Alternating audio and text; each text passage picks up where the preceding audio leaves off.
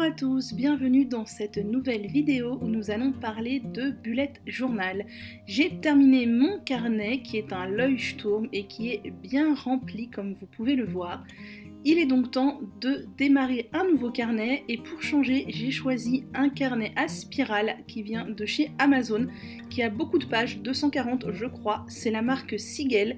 Le papier est assez épais, bien plus épais que dans le Leuchtturm, il ne transperce pas du tout et il est lui aussi pointillé.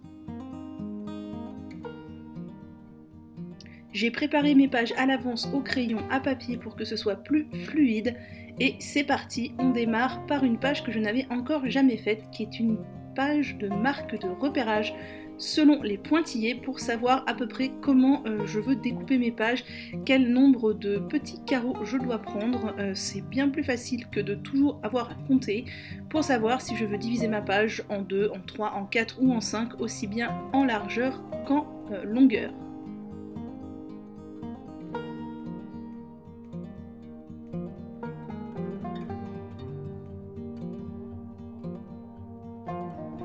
Je passe ensuite au calendrier mensuel. Je ne fais pas de calendrier annuel car je n'en ai pas l'utilité. Par contre, je fais toujours au début de mes bullet journaux un calendrier mensuel où je mets 2 mois par page en colonne, ce qui me permet d'avoir un bon repérage sur la constitution des mois, des semaines, les jours fériés, les vacances et de pouvoir y noter mes rendez-vous. J'ai un regard global et je peux ajouter pas mal de notes, ça me laisse quand même pas mal de place. Je fais généralement une dizaine de mois puisque c'est au grand maximum la durée d'un bullet journal pour moi.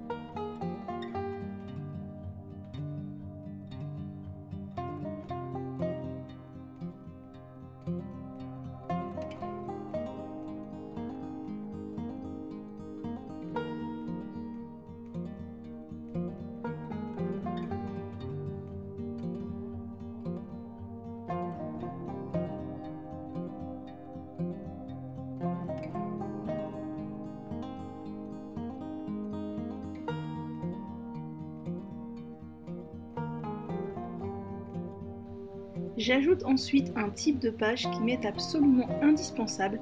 C'est encore une fois une page avec les mois, mais cette fois mis sous forme de petits rectangles, chaque rectangle pour un mois, et le rectangle reste vide. Ça me permet de venir noter par anticipation des choses que je dois faire ou auxquelles je dois penser un mois précis, qui n'est pas nécessairement le mois en cours et que donc je ne peux pas noter dans mon calendrier mensuel du mois en cours. Par exemple, si tel mois je dois penser à payer telle facture, ou tel autre mois si je dois penser à prendre tel rendez-vous, si je dois penser à faire telle chose, que ce soit quelque chose de vraiment futile ou de beaucoup plus important, je le note là-dedans, et quand le mois arrive, je regarde dans ces pages ce qui est noté dans la case correspondant au mois en cours, et je me dis ah oui c'est vrai, ce mois-ci je dois faire telle ou telle chose, et je l'intègre dans ma to-do du mois. C'est vraiment indispensable pour moi et ça me permet de ne pas être bloqué dans un bullet journal purement journalier où je ne saurais pas où mettre les éléments par anticipation. Je sais que certains utilisent le système du Futurlog avec un calendrier annuel.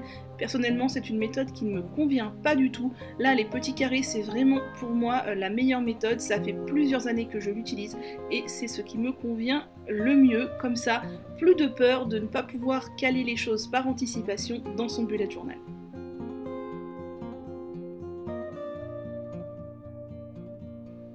J'ai choisi d'intégrer dans ce bullet journal une page de routine. C'est une page que j'avais ajoutée après coup dans mon précédent bullet journal et que j'aime beaucoup.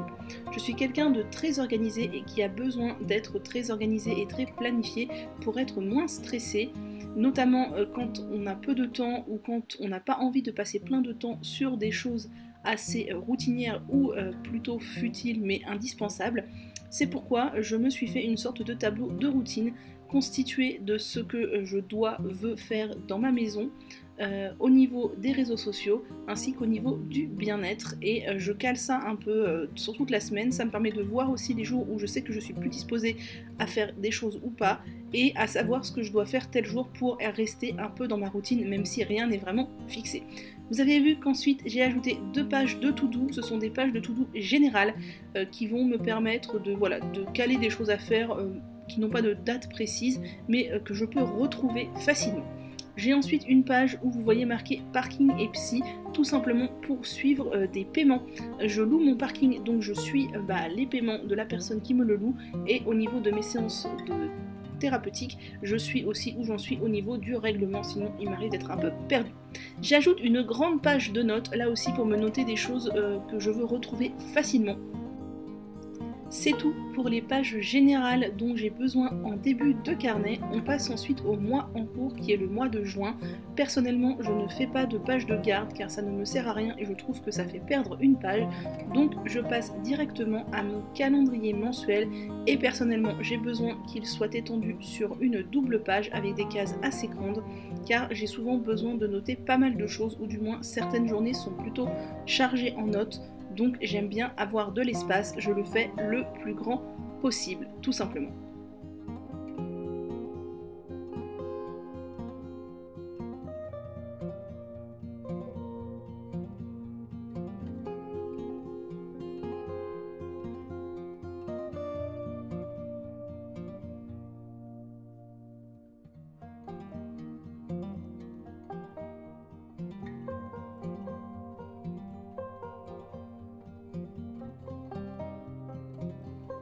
J'intègre bien sûr chaque mois ma page de compte mensuel. Moi qui ai beaucoup de mal à tenir des comptes avec régularité, c'est dans cette méthode que j'ai trouvé la manière la plus efficace de m'y tenir. Donc tout simplement, chaque mois, je tiens mes comptes dans mon bullet journal et c'est très bien ainsi.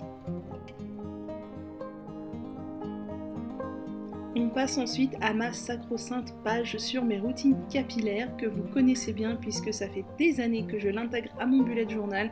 Elle me sert principalement à suivre ce que je fais à mes cheveux pour filmer mes vidéos journaux de pouce, mais ça me permet aussi d'avoir une sorte de suivi sur l'année. Je note aussi les cures de compléments alimentaires que je fais, les coupes de cheveux, et voilà, c'est une page que j'aime bien faire, ça me permet d'avoir un bon suivi. Ensuite, bien entendu, la page colis et wishlist. Quand on est acheteuse comme moi, c'est une page indispensable. Ça permet de suivre ses colis, savoir si on les a bien reçus et de se faire une petite wishlist de ce qu'on aurait envie de s'acheter ce mois-ci, les mois suivants ou peut-être jamais.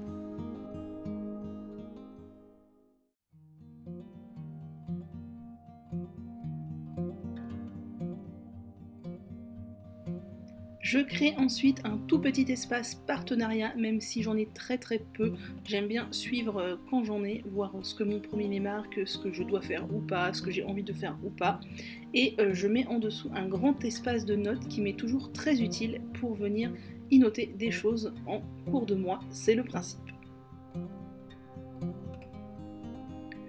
J'ai choisi d'intégrer une nouvelle page que je ne renouvellerai peut-être pas, à voir, qui est une page d'idées pour mes réseaux sociaux. Voilà, les vidéos que j'aurais envie de tourner, les posts Insta et les éventuels Reels que j'aurais envie de faire. Bien sûr, j'ajoute toujours mes pages Tricot Timer qui sont complètement futiles mais que j'aime beaucoup, tout simplement car j'aime bien me rendre compte de combien de temps je passe sur un projet de tricot. Et on passe ensuite à la partie journalière du bullet journal. Vous savez que d'habitude je préfère faire au jour le jour dans mon bullet journal, vraiment faire du journalier et prendre la place que ça doit me prendre. Cependant, depuis quelques mois, j'ai remarqué que j'avais plus de mal à m'y tenir et que je me retrouvais plus dans une forme où les pages étaient préparées à l'avance. Alors je fais quelque chose de très simple, c'est-à-dire que je sépare ma double page en 8 cases, donc les 7 jours de la semaine plus une case de notes, de manière vraiment excessivement simple, sans fioritures, sans dessin, sans rien du tout.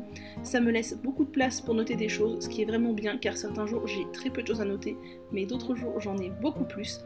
Et c'est ce qui me convient en ce moment. Ça ne veut pas dire que ça va durer encore des mois, peut-être que je reviendrai à la méthode journalière plus tard, mais c'est ce qui me convient en ce moment et c'est ce que j'apprécie énormément dans le bullet journal, c'est que tout est modulable, tout est modifiable selon nos besoins et nos envies.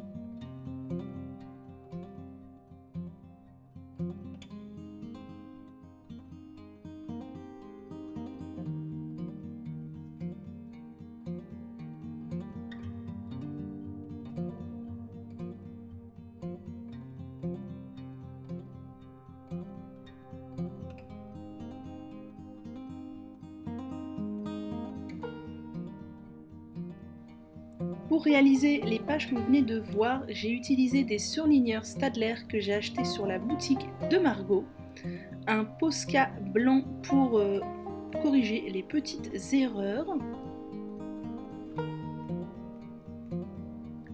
des stylos de la marque Unipin, ça marche aussi avec des Microns ou toute autre marque, ce sont des stylos à pointe fine dont j'ai tout un panel de pointes différentes.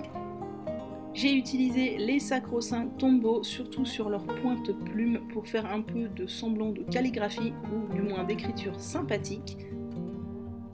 Et j'ai utilisé des feutres Sharpie car j'ai un papier très épais qui ne transperce pas, mais attention, les Sharpies transpercent beaucoup car ils sont indélébiles. J'espère que cette vidéo vous aura plu, n'hésitez pas à vous abonner, à partager et à mettre un petit like, et je vous souhaite une très bonne journée.